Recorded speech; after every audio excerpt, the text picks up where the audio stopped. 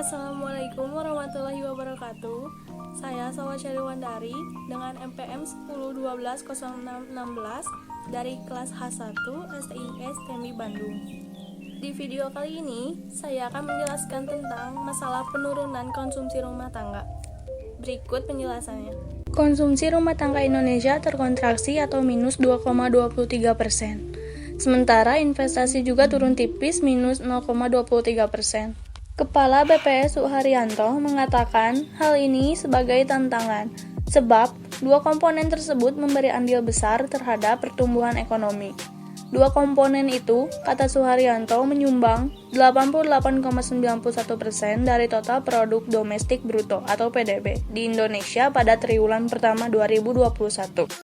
Kontraksi konsumsi dan investasi berdampak besar pada PDB karena kedua komponen tersebut menyumbangkan total 88,91%, di mana konsumsi rumah tangga menyumbang 56,9% dan investasi menyumbang hampir 32%. Namun BPS mencatat bahwa indikator-indikator ekonomi menunjukkan tren pemulihan dan pertumbuhan diharapkan kembali ke zona positif di kuartal 2. Kita berharap pandemi bisa terkendali. Pendapatan rumah tangga meningkat sehingga konsumsi rumah tangga yang merupakan salah satu komponen penting PDB dari sisi pengeluaran bisa mengalami perbaikan di triwulan selanjutnya, kata Suharyanto saat konferensi pers daring Rabu 5 Mei 2021. Koreksi terutama terjadi karena konsumsi rumah tangga dan investasi yang masih terkontraksi. Konsumsi rumah tangga tumbuh minus 2,23%, sedangkan pembentukan modal tetap bruto atau investasi tumbuh minus 0,23%. Sementara itu, konsumsi pemerintah kembali tumbuh positif, naik 2,96% dan ekspor tumbuh 6,74%. Meski pertumbuhannya masih minus, namun telah terlihat peningkatan pada kuartal sebelumnya, yang masing-masing berada pada minus 3,61% dan minus 6,15%.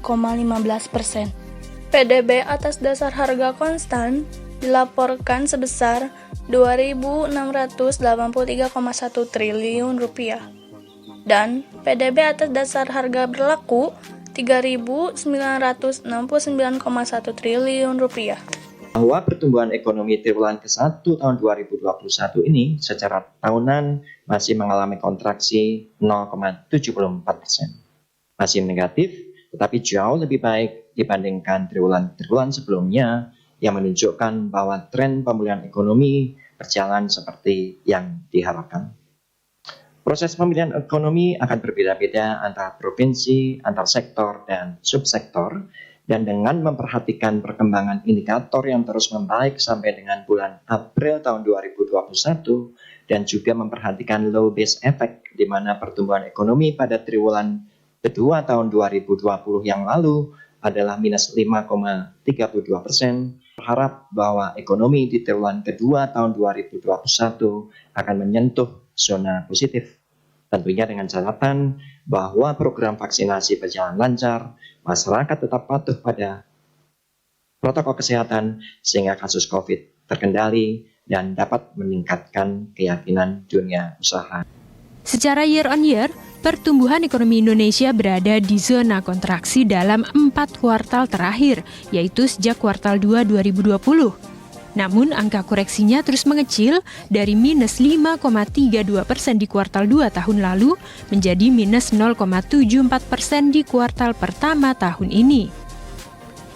Berdasarkan catatan BPS, ada 6 lapangan usaha yang mengalami pertumbuhan positif pada triwulan pertama 2021, yakni informasi dan komunikasi 8,72%, pengadaan air 5,49%, jasa kesehatan 3,64%, pertanian 2,95%, pengadaan listrik dan gas 1,68%, dan real estate 0,94%.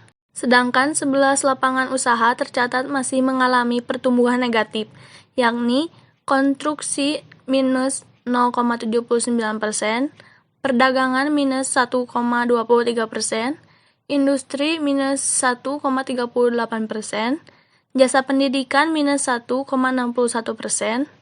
pertambangan minus 2,02%, administrasi pemerintahan minus 2,94%, jasa keuangan minus 2,99%, jasa lainnya minus 5,15%, jasa perusahaan minus 6,10%, akomodasi dan makan minum minus 7,26%, dan transportasi dan pergudangan minus 13,12%. Menurut lapangan usaha 64,56%, PDB triwulan pertama 2021 ini berasal dari industri, pertanian, perdagangan, konstruksi, dan pertambangan, kata Suharyanto. Adapun berdasarkan pengeluaran, tercatat hanya 3 kelompok yang mengalami pertumbuhan positif, yaitu konsumsi pemerintah 2,96%, ekspor 6,74%, dan impor 5,27%.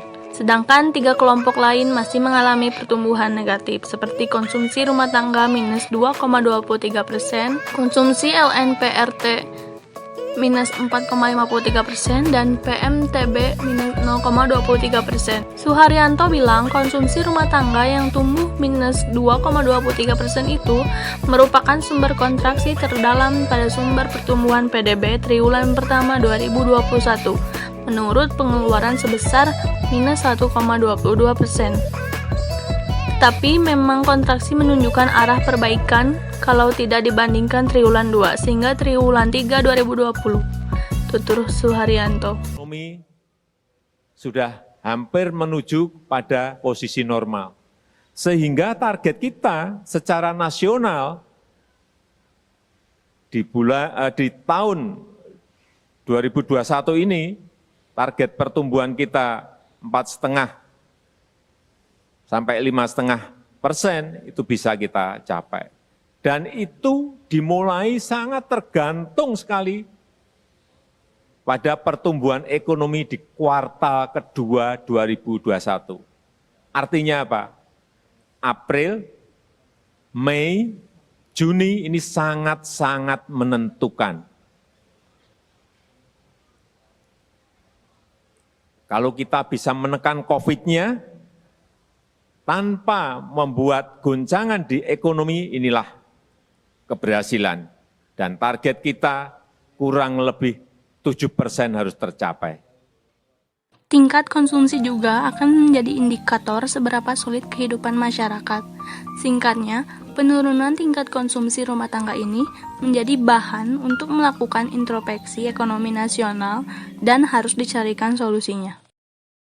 Terima kasih atas perhatiannya. Mohon maaf apabila ada kesalahan dan kekurangan. Sekian dari saya. Wassalamualaikum warahmatullahi wabarakatuh.